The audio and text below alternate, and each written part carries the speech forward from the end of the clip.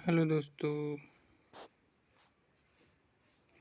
प्रश्न नंबर 1 देखते हैं। उपकरण का क्या अर्थ है? दो गुणात्मक उपकरणों के उदाहरणों की संक्षेप में चर्चा लिखें। उत्तर में देखते हैं। उपकरण का अर्थ संसार में अनेक प्रकार की वस्तुएं, प्राणी एवं क्रियाएं हैं। इनकी विशेषताओं को मापने के लिए जिन उपकरणों का प्रयोग किया जाता है उन्हें मापन के उपकरण कहते हैं। यानी जो संसार में वस्तुएं हैं, प्राणी हैं एवं इनकी अनेक प्रकार की क्रियाएं, इनकी विशेषताओं को मापने के लिए यानी जो उपकरणों का प्रयोग किया जाता है उन्हें मापन के उपकरण कहते हैं। मापन के उपकरणों को सामान्यतः 2 वर्गों में विभाजित किया जाता है। पहला पॉइंट मात्रात्मक उपकरण। किसी वस्तु, प्राणी अथवा क्रिया की विशेषताओं को, यानी कोई वस्तु हो या प्राणी हो या उसकी क्रियाएं हों, की विशेषताओं को निश्चित मात्रा यानी इकाइयों के रूप में मानने को मात्रात्मक कहते हैं। यानी जो कोई प्राणी या वस्तु इनकी क्रियाओं को इनकी विशेषताओं को निश्चित मात्रा में यानी या इकाइयों के रूप में मानने को मात्रात्मक मापन कहते हैं। और इस मात्रात्मक मापन के लिए जिन उपकरणों का प्रयोग किया जाता है, यानी जो मात्रात्मक मापन है, यानी इस मात्रात्मक मापन के लिए जिन उपकरणों का प्रयोग किया जाता है उन्हें मात्रात्मक उपकरण कहते हैं।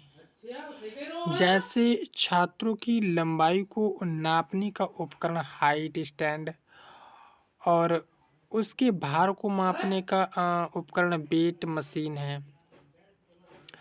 उसमें इसमें बताया गया कि जो पहला पॉइंट है इसमें यानी मात्रात्मक उपकरण, इसमें कहा गया है कोई व्यक्ति हो या प्राणी या उसकी क्रियाएं, उनकी विशेषताओं को जो होता है यानी निश्चित मात्रा या इकाई के रूप में हम मापते हैं और उनको मात्रात्मक मापन कहते हैं। और जो मात्रात्मक मापन है यानी जिन उपकरणों का प्रयोग किया जाता है मात्रात्मक मापन के लिए उन्हें मात्रात्मक उपकरण कहते हैं।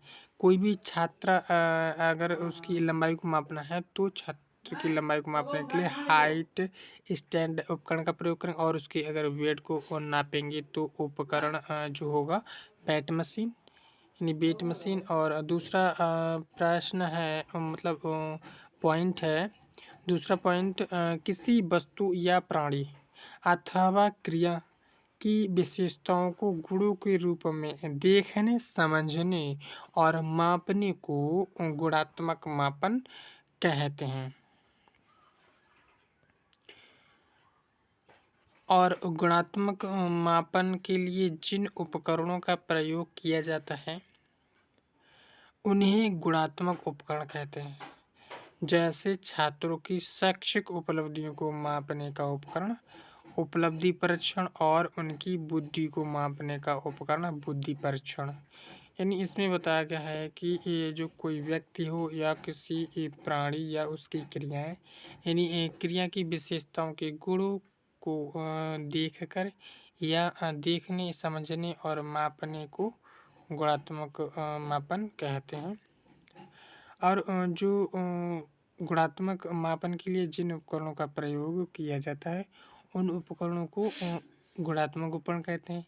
यदि हमें किसी छात्र की शैक्षिक उपलब्धि को मापना है तो उपलब्धि परीक्षण और उनकी बुद्धि को मापने का उपकरण बुद्धि परीक्षण उपकरण। अगला इसमें हेडिंग है गुणात्मक उपकरण के उदाहरण। शिक्षा के क्षेत्र में गुणात्मक मापन का क्षेत्र बहुत व्यापक है। यानी शिक्षा के क्षेत्र में गुणात्मक जो मापन है इसका क्षेत्र व्यापक यानी विस्तृत है, यानी व्यापक यानी ज़्यादा है। शिक्षा के क्षेत्र में छात्रों की शैक्षिक उपलब्धियों, यानी जो शिक्षा है यानी इसके क्षेत्र में छात्रों की शैक्षिक उपलब्धियों मानसिक शक्तियों और मनोवैज्ञानिक टेस्ट का मापन किया जाता है। शिक्षकों की योग्यता, शिक्षण कौशल, छात्रों के प्रति उनके व्यवहार का मापन किया जाता है। प्रधानाचार्यों की कार्यविधियों का मापन किया जाता है। शिक्षा नीति की उपयोगिता और शिक्षक प्रशासन की प्रभावशीलता का मापन किया जाता है और अभिभावकों की क्रियाओं का मापन किया जाता है। शैक्षिक मापन का क्षेत्र व्यापक है, तो उनके मापन को उपकरण भी अधिक है, यानी उनके मापन के जो उपकरण भी अधिक हैं। यानी इसमें कहा गया है कि जो गुणात्मक उपकरण हैं, इनके उदाहरण में बताया गया है कि जो शिक्षा है, इनके क्षेत्र में गुणात्मक मापन का क्षेत्र जो होता है बहुत व्यापक होता है, व्यापक है। और शिक्षा के क्षेत्र में छात्र जो होते हैं, छात्रों की शैक्षिक उपलब्धियों, मानसिक शक्तियों और मनोवैज्ञानिक टेस्ट का मापन किया जाता है इन गुणात्मक मापन के द्वारा। और शिक्षक की योग्यता या शिक्षण कौशल या छात्रों के प्रति उनके व्यवहार का मापन किया जाता है। प्रधानाचार्य की कार्यविधियों का मापन किया जाता है। शिक्षा की गतिविधियों शिक्षा नीति की उपयोगिता और शिक्षक प्रशासन की प्रभावशीलता का मापन किया जाता है और अभिभावकों की क्रियाओं का मापन किया जाता है। शैक्षिक मापन का क्षेत्र व्यापक और उनके मापन के उपकरण भी अधिक हैं।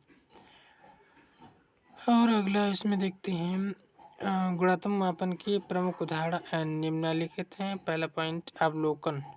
अवलोकन से तात्पर्य किसी वस्तु, प्राणी अथवा क्रिया की विशेषताओं को आँखों से देखकर और मन मस्तिष्क से समझकर मानक शब्दों में प्रकट करने से होता है।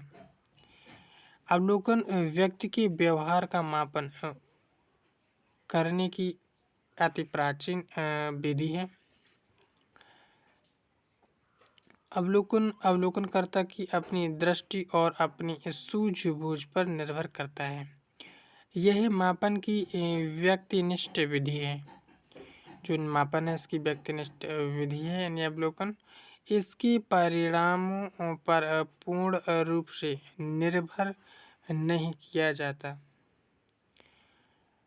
यानी इसके परिणामों पर पूर्ण रूप से निर्भर नहीं किया जा सकता, परंतु छोटे छोटे बच्चे जो मौखिक एवं लिखित परीक्षा के प्रति जागरूक नहीं होते, उनकी आदतों, संवेगात्मक स्थिति, बौद्धिक परिपक्वता, रुचियों के विकास, अभिवृत्तियों में परिवर्तन, सामाजिक समायोजन की सीमा और उनके व्यक्तित्व का पता लगाने के लिए, यानी उनके व्यक्तित्व व्यवहार का पता लगाने के लिए इसका प्रयोग उपयोगी होता है,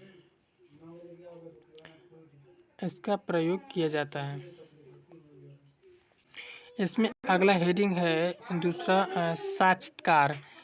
इसमें देखते हैं इंटरव्यू यानी साक्षात्कार। इस विधि में मापनकर्ता अथवा मूल्यांकनकर्ता उस व्यक्ति अथवा छात्र से सीधा संपर्क करता है। यानी जो साक्षात्कार विधि है, यानी इंटरव्यू में, यानी इस विधि में मापनकर्ता अथवा मूल्यांकनकर्ता उस व्यक्ति अथवा छात्र से सीधा संपर्क करता है जिसकी किसी विशेषता अथवा उस पर किसी क्रिया के प्रभाव का पता लगाना होता है। इसके बाद वह उससे तत्व संबंधी प्रश्न पूछता है और उसके उत्तरों एवं क्रियाओं को देखता समझता है। यह विधि अवलोकन विधि से इस बात से भिन्न यानी अलग है इसमें मापनकर्ता और विषयी दोनों के बीच अंतःक्रिया होती है। विषयी मापनी कर्ता की क्रियाओं के प्रति, यानी विषयी मापनकर्ता की क्रियाओं के प्रति अनुक्रिया करता है, वैसे वह अनुक्रिया करने के लिए स्वतंत्र होता है। तभी तो यथा विशिष्टता अथवा प्रभाव का पता लगाया जा सकता है।